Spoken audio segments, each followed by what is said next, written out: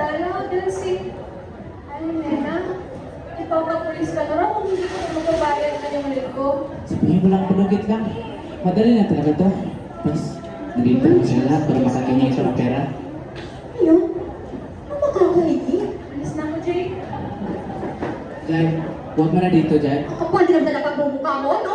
Ano? Nandito ka lang kasi wala ka nagbabayad sa mga utang Jai, mo. Jai, wala na kasi akong pera, Jai. Ano ka ng pera, Jesus ko?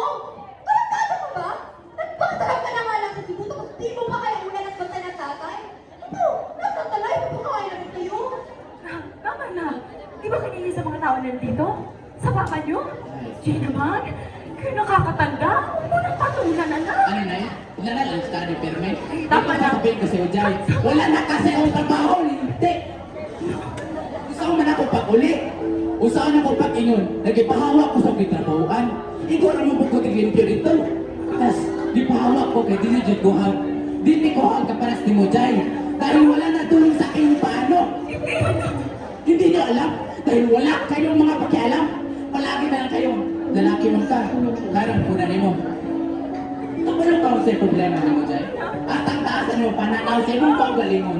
Maunang iblaan kasi mong bala. Ano ba kung bakit na tama na nanay? Masabi din ba ako hindi? Kaya naman, ano ba kung bakit na ako niliwan? Kasi pinili ko pang abroad. Kasi alam ko na ako sa aming pera doon eh.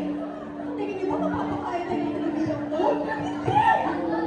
Kasi gusto pa hirap ako, hirap ka na! Ano ba problema niyo? Kung matakti pangarap mo, dito kaya ako sa kahirapan? At sabihin niyo, tinatakasan niyo yung problema mo sa paglalasing? Ngayon, saan napunta yung mga perang pinagalan ko? Sa mga bulsa niyo? Hindi na mabilis sabihin ng tatay, May! Kasi kung may makialam ng talaga na, wala sa ikaw, ikaw na kaya! Hindi! Preso! Nakatumama ka lang, hindi ko wala kang pagkayakan! Teka. Nagtandamay ako. Nakatunganga? Bakit?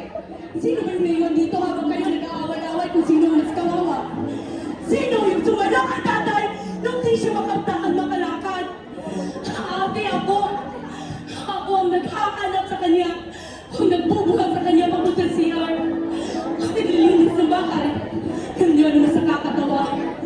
Ako lang ang nakakakita kung paano umiiyak ang tatay gabi-gabi. Dahil nakarang job na sa job. Nilatagal-tagal yung nawala. Hindi na ako naganap ng trabaho eh. Kailan ako maiiwan sa bahay? Sige, sabihin ko na. Sige yan, nag-aaral na sila pangarap. Hindi ko naman kaya ipagkaiti sa kanya. Hinanalaparaan siya makabawi at magpakaati sa kanya. Hindi ko naman kaya ibigay ang mga bagay-bagay na gusto niya. Di tulad mo, ate. Di tulad niyo. Ano naman ako? Kaya sabihin niyo,